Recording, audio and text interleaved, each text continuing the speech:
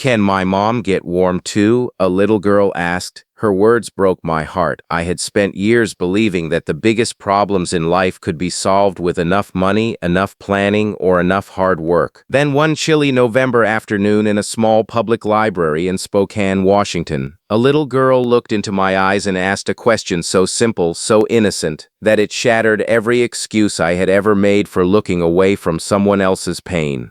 In that single moment, everything I thought I knew about kindness changed forever. Before we continue, if you believe the world still needs kindness, hope, compassion, forgiveness, and second chances, please take a moment to like this video, share it with someone who could use a little hope today, leave a comment about what kindness means to you, and subscribe to the channel so we can keep sharing stories that remind us how powerful one caring heart can be. My name is Nathan, and after losing my wife 3 years earlier, my weekends had become painfully quiet. To escape the silence, I volunteered at the children's corner of our local library. Reading books to children wasn't a cure for grief, but it gave my lonely afternoons purpose.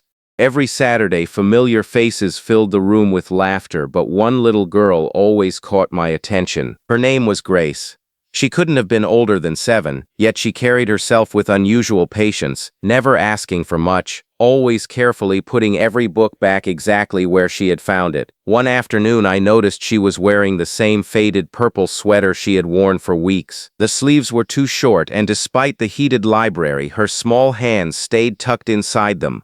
She smiled through everything, but there was a quiet tiredness behind her bright eyes that no child should have carried. As the library prepared to close, I offered everyone free cups of hot chocolate from a community event taking place in the lobby. Grace accepted hers with both hands, warming her fingers around the paper cup before taking a careful sip.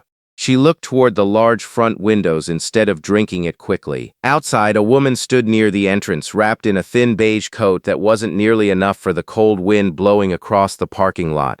Grace looked back at me with hesitant eyes. Then came the question I will never forget. She softly asked if her mom could get warm too. The words weren't dramatic, they weren't loud, they were simply honest. She explained that her mother, Rebecca, waited outside every Saturday because she didn't want anyone to notice that she couldn't always afford transportation or even lunch.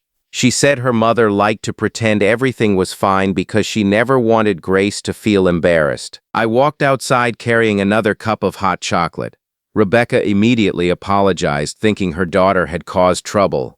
Instead, I introduced myself and simply handed her the warm drink. Her hands trembled as she accepted it.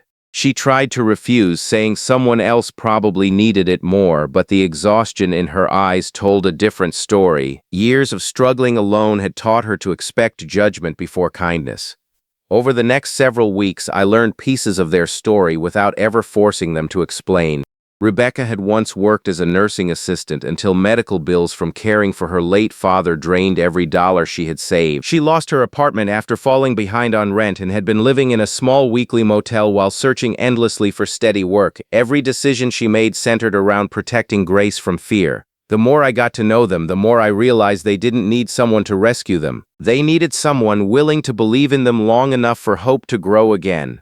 I reached out to friends from my church, including Michael, a contractor, and Hannah, who managed a neighborhood bakery. Within days, small miracles began appearing. Hannah offered Rebecca a full-time position preparing morning pastries. Michael found donated furniture for a modest apartment another church family had helped secure. Volunteers quietly filled the empty kitchen with groceries before Rebecca and Grace ever walked through the front door. The day they received the apartment keys, Grace ran from room to room as though she had discovered a castle. She stopped beside the living room window, wrapped her tiny arms around her mother, and smiled with tears in her eyes. Rebecca didn't say much. She simply stood there crying the kind of tears that only come after carrying burdens for far too long. Winter passed, and spring eventually painted Spokane with fresh blossoms. Grace still visited the library every Saturday, but now she arrived wearing bright new sweaters, carrying books she couldn't wait to read. Rebecca often stopped by after work with homemade cookies for the volunteers. She insisted on giving back because, as she once told me, kindness should never end with the person who receives it. Months later, the library hosted a community appreciation event. Grace stood in front of everyone with a handmade card covered in colorful hearts. Inside, she had written that warm drinks disappear quickly, but warm hearts can last forever.